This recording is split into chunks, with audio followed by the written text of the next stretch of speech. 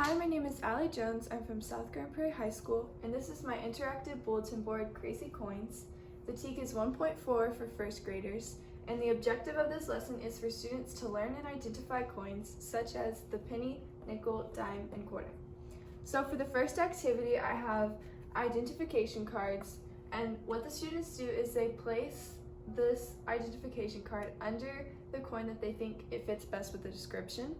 So for this first one, it says, I'm a medium-sized silver coin. So that would go under nickel. This activity can be done individually, as a group, or as a duo, or it can be done with the full classroom where a teacher gives the student an identification card and they go put it up with the rest of the class. So this one says, it takes 10 of me to equal $1. So that one would be dime. This one says, my value is the smallest. Now, for example, if a student were to mistaken this card for, let's say, a quarter, and they placed it under the quarter and later determined that it was wrong or incorrect, it can be easily removed by the Velcro and placed in its correct spot. And this last one says, I have a value of 25 cents, so that would be a quarter.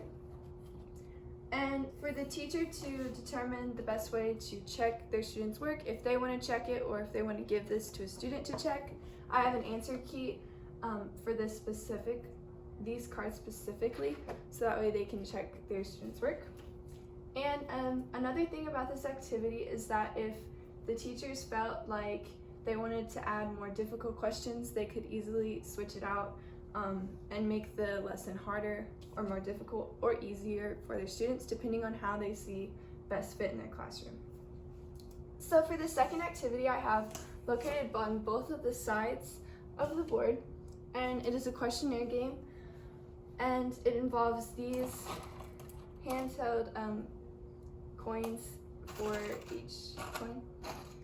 And I've done this one already. So this one says, make 30 cents using only nickels. So the challenge here is for students to be able to only use nickels to make 30 cents. So that would be 6 nickels would make 30 cents. Down here it says make 80 cents using only dimes. So that would be 8 dimes. Right here it says which coins can be used to make 40 cents. So in this case I used 4 dimes. And that can be done multiple different ways. That's just one of the possible outcomes of the question. This says, find a way to make 27 cents. So what I did was I did 3 nickels, 1 dime, and 2 pennies. So let's do one up here. This one says, which coins can be used to make 60 cents? So one way I can do it is I can do 2 quarters and a dime. I could also do 6 dimes, 60 pennies. There's so many ways that these questions can be solved. That's why there's no answer key, but the teacher can use her best judgment or student's best judgment to determine whether or not that was correct or not. So on this side, it says find a way to make 25 cents without using any quarters. So the challenge here is for students to not use any quarters. So one way I can solve it is I can do 2 dimes and 5 pennies. And just like the identification cards, these can be easily attached and detached from the board for teachers to reset for the next lesson. So overall, this board was tested on my first grade cousin, and she was able to successfully do all of the activities, and she had a lot of fun.